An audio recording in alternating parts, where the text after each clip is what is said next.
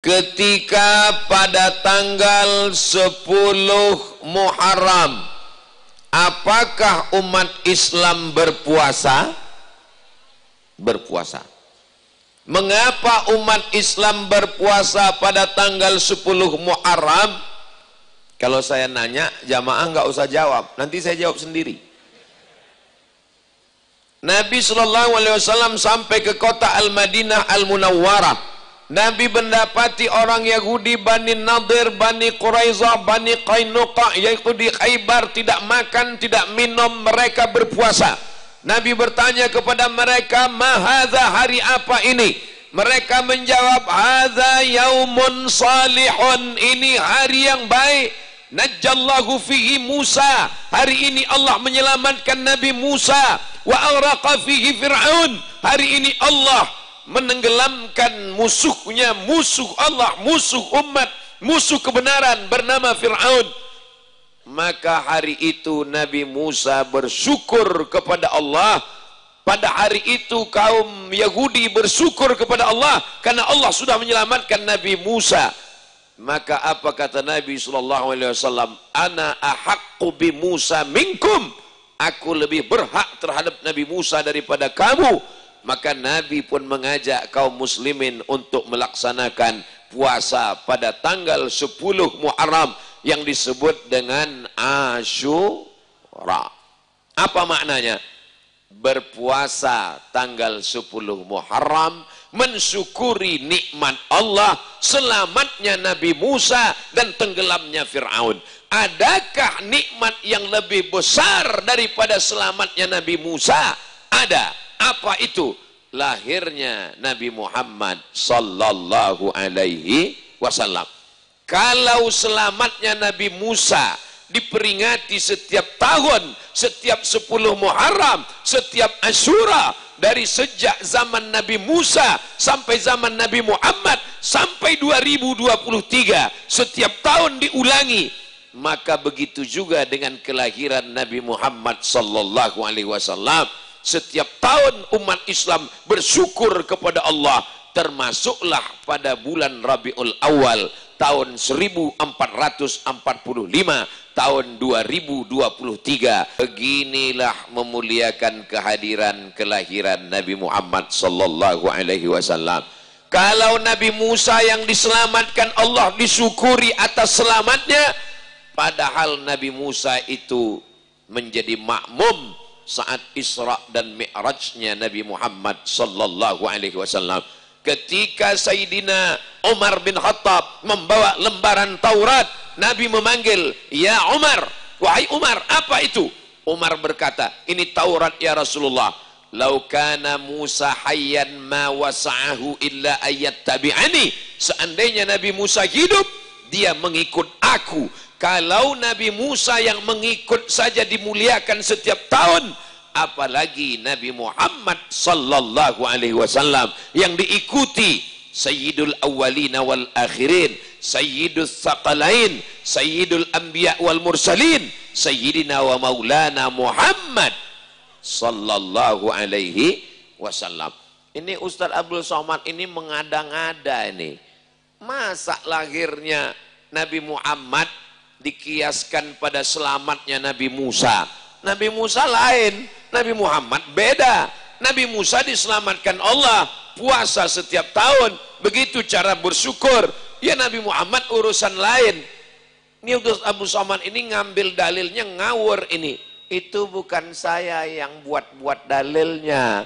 Itu yang berpendapat begitu adalah Al-Imam Al-Hafiz. Kalau sudah disebut Al-Hafiz, berarti hafalan hadisnya 300 alfi hadis. 300.000 hadis di kepalanya. Namanya Al-Hafiz Al-Imam Ibnu Hajar Al-Asqalani, bergelar Khatimatul Huffaz, penutup para hafiz. Beliaulah yang berdalil dengan dalil ini.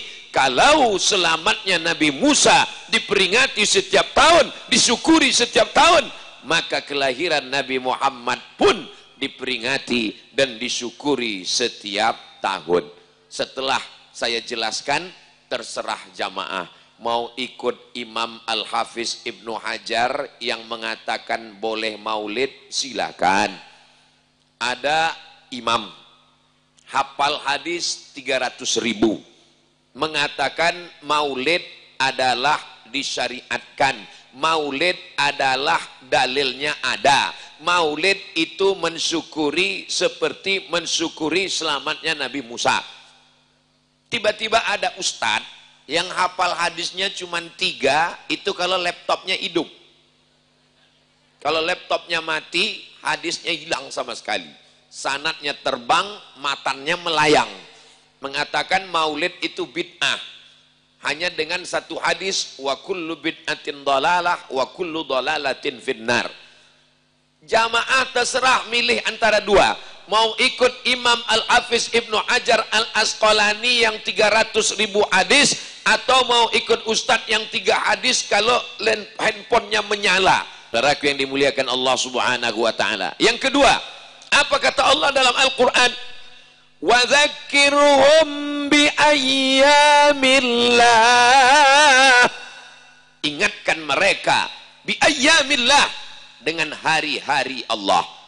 Kata Imam Al-Baihaqi, makna hari-hari Allah bini'amillah, ingatkan mereka dengan nikmat-nikmat Allah. Ingatkan jamaah tentang nikmat hidup, ingatkan jamaah tentang nikmat sehat, ingatkan jamaah tentang nikmat iman dan Islam. Tapi ada nikmat yang paling besar di antara semua nikmat, nikmat kelahiran Nabi Muhammad sallallahu alaihi wasallam. Kita tidak tahu Allah, kita tidak tahu namanya, kita tidak tahu bagaimana cara menyembahnya, kita tidak tahu membedakan mana hak, mana batil, mana bengkok, mana lurus, mana hitam, mana putih, mana benar, mana salah. Kita tahu kebenaran setelah datangnya Nabi Muhammad sallallahu alaihi wasallam. Maka kita disuruh wa dzakirhum, ingatkan umat manusia, wa dzakirhum, ingatkan anak istrimu bi ayyamillah, tentang nikmat-nikmat Allah. Maka dengan maulid Nabi kita sedang mengingatkan anak kita tentang kelahiran Sayyidina wa Maulana wa Syafi'ina wa Zukhrina wa Qurrati A'yunina Muhammad sallallahu alaihi wasallam. Karena sekarang kita pakai kalender Januari, Februari, Maret, April, Mei, Juni, Juli, Agustus. Kita tidak pakai Muharram. Kadang kalau tidak dibuat maulid, tidak tahu anak-anak kita ini hari apa ini, bulan apa ini. Mengingatkan anak cucu, kawan, sahabat, jiran, tetangga bahwa kita sudah masuk bulan September, bulan Rabiul Awal. Orang yang nggak puasa sunat, orang yang tidak pernah tahu Ayyamul Bait, orang yang tidak peduli kepada hilal, tidak mau tahu kapan bulan berakhir, dia tidak tahu. Tapi dia muntai tanpa melihat kalender, orang sudah tahu. Kenapa? Jalan penuh, berarti kita sudah berada pada bulan Maulidur Rasul sallallahu alaihi wasallam. Sallu ala Nabi. Saya nggak suka sholawat yang pakai irama, pakai lagu seperti Ustadz Abdul Somad. Ya nggak salah, sholawat yang biasa aja. Allahumma sholli ala Sayyidina Muhammad wa ala ali Sayyidina Muhammad. Allahumma sholli ala Sayyidina Muhammad. Saya nggak suka sholawat yang pakai suara, ganggu orang. Ya nggak masalah, nggak usah pakai suara.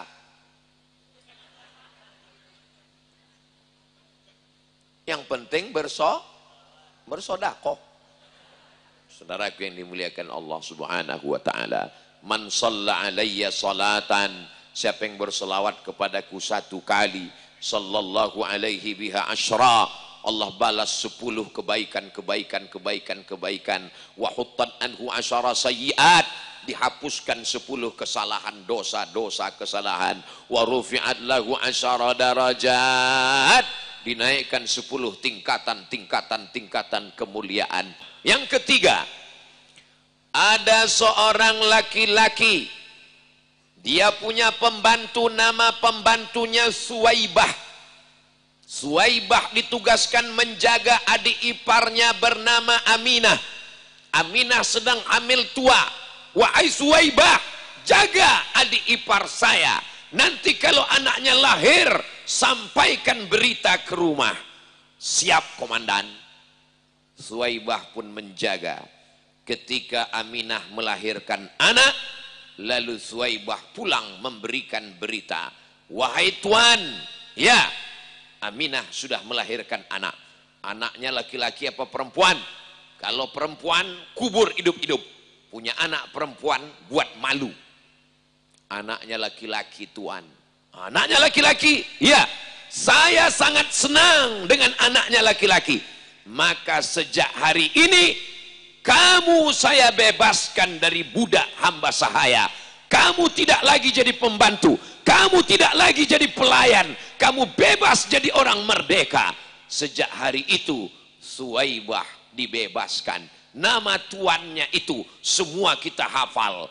Tabat yada abi lahabiu watab.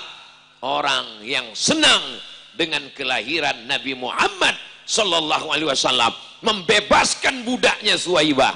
Nama laki-laki itu adalah Abu Lahab. Keren apa enggak keren? Bingung jamaah, mau dijawab salah, mau enggak dijawab salah, yang paling aman diam. Abu Lahab, Abu bapak, Lahab api yang menyala-nyala, itu Lahab. Pakai ba, Lahab.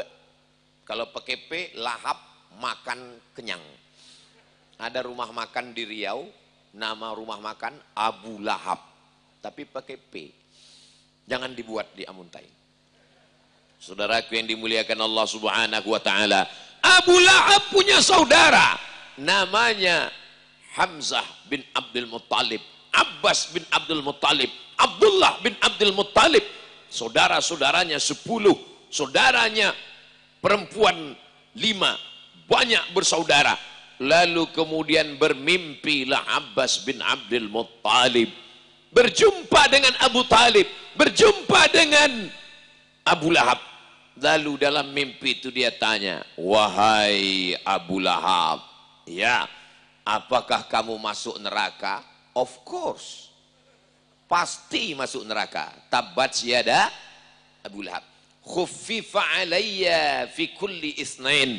Tapi azab saya diringankan setiap hari Senin. Kenapa azabnya ringan setiap hari Senin? Li'itaqi Suwaibah. Karena pada hari Senin saya membebaskan Suwaibah karena bahagia menyambut kelahiran Nabi Muhammad sallallahu alaihi wasallam. Kalau seorang Abu Lahab yang dijamin masuk neraka diringankan azabnya setiap hari Senin karena senang menyambut kelahiran Nabi Muhammad sallallahu alaihi wasallam, apalagi Abdul Somad. Walaupun di situ nggak ada, ini tambahan dari saya.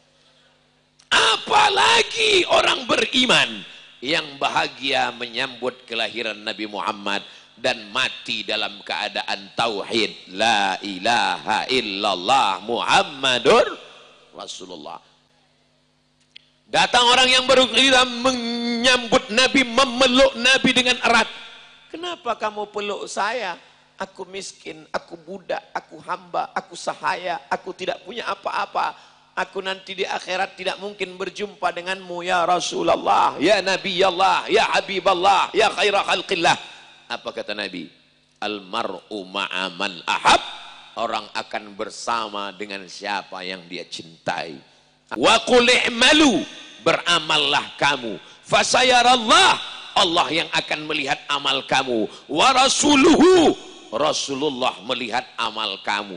Bapak Ibu yakin tidak yakin terserah. Tapi saya hakul yakin, ilmul yakin, ainul yakin bahwa kita pagi di bulan Rabiul Awal ini, di awal-awal Rabiul Awal, kita sedang dilihat oleh Rasulullah sallallahu alaihi wasallam. Kita tidak pernah berjumpa dengan Nabi, kita tidak pernah perang bersama Nabi, kita tidak pernah melihat Nabi, tapi kita cinta kepada Nabi. Inilah yang dijanjikan Rasulullah sallallahu alaihi wasallam. Ada sekelompok manusia, ada sekelompok orang, ada sekelompok ciptaan Allah. Mereka tidak pernah bertemu dengan aku, tidak pernah melihatku, tapi mereka percaya kepadaku. Amanubi walam yarauni. Mudah-mudahan yang disebutkan Rasulullah itu adalah kita insyaallah. Amin. Saudaraku yang dimuliakan Allah Subhanahu wa taala.